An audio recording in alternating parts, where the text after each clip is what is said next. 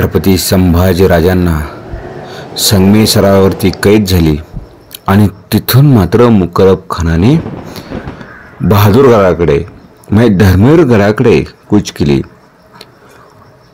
अवघ्या 8 ते 9 हजाराची फौज होती.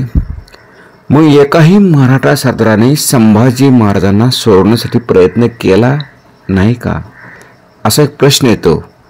परंतु नाही, छत्रपती संभाजी महाराजांना वाचवण्यासाठी रक्त सांडणारा त्यांचा एक लहानपणापासूनचा मित्र होता. त्याचं नाव होतं रायप्पा महार. रायप्पा नेमका कोण होता? संभाजी महाराज आणि रायप्पा महार यांची मैत्री लहानपणापासूनच घट्ट होती. रायप्पा तुळापूर जवळील तव गावचा रहिवासी होता. आज हे गाव वरसगाव धरणाच्या पाण्यात मात्र बुडाले. शंभूराजांच्या पायाशी रायप्पाचं रक्त सांडलं. स्वराज्यासाठी लढणाऱ्या रायप्पा महाराने इतिहासात अजरामर मात्र आपलं बलिदान दिलं. रायप्पा संभाजी महाराजांच्या अंगरक्षक पदावरती नियुक्त झाला. अवघ्या 13व्या वर्षी त्यांच्या पराक्रमाची दखल घेऊन शंभूराजांनी दरबारात त्यांचा सन्मान केला होता. 1 फेब्रुवारी 1689 रोजी गणोजी शिर्के आणि मुकरब खान यांनी संगमेश्वर येथे शंभूराजावर घातकी हल्ला केला आणि मराठ्यांचा प्रतिकार अपुरा पडला आणि शंभूराजांना मात्र पकडण्यात आलं. मुघलांनी शंभूराजांना बहादूरगड येथे नेलं. तिथे त्यांच्यावरती अमानुष छळ सुरू झाला. ही बातमी कळताच रायप्पाच्या दमण्यातलं रक्त सळसळून लागलं. रायप्पा मुघल छावणीत घुसण्यासाठी भिस्ती म्हणजे पाणी वाहणाऱ्या लोकांचा वेश घेतला. लाखोंच्या सैन्यातून वाट काढत तो बहादूरगडाच्या पायथ्याशी पोहोचला. एका दुपारी शंभूराजांची धिंड काढली जात असल्याचं पाहताच रायप्पाचा संतापाने डोळे लाल बुंद झाले. अखेर मराठा सांबा हे शब्द ऐकून सैनिकांच्या अंगावरती मात्र तो धावून गेला. माझ्या राजाला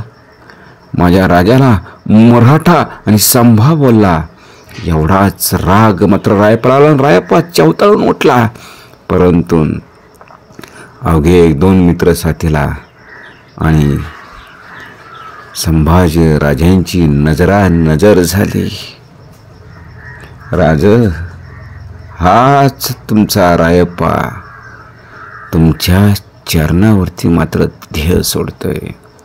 रायप्पाने तेवढ्याही झटापटी 2 अंमलदारांना मात्र ठार मारलं.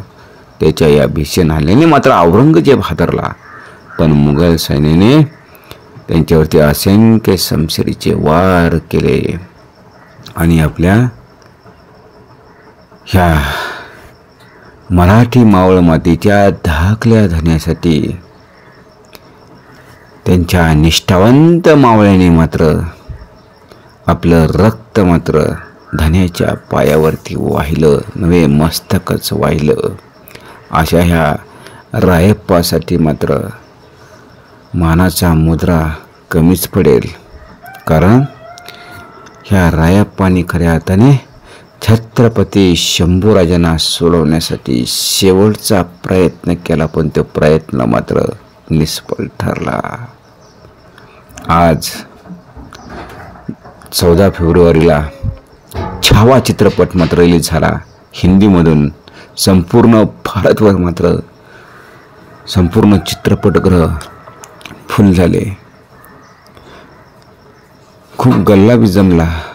परंतु त्याच्याही पेक्षा ज्यावेळेस चित्रपटगृहातून मात्र लोक बाहेर पडतात, बरेचसे युट्यूबर असतील किंवा प्रसारमाध्यम असतील, ज्यावेळेस मात्र प्रेक्षकांची भावना जाणून घेण्याचा प्रयत्न करतात, त्यावेळेस मात्र त्यांच्या डोळ्यातून अक्षरशः पाणी वाहतं.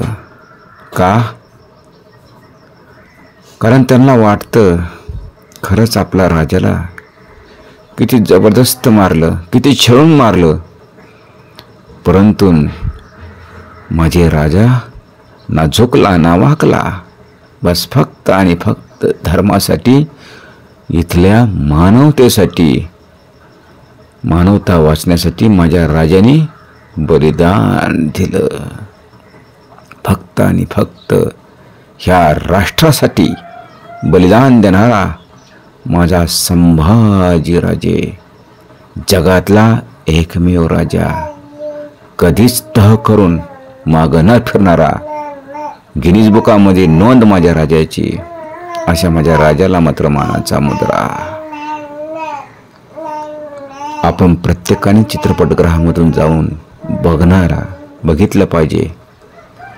ज्यांना ज्यांना पुस्तक वाचायला वेळ नाही त्यांनी मात्र 2 ते 3 घंटे दिले पाहिजे आणि एकदा तरी हा पिक्चर मात्र, छावा चित्रपट मात्र बघितला पाहिजे.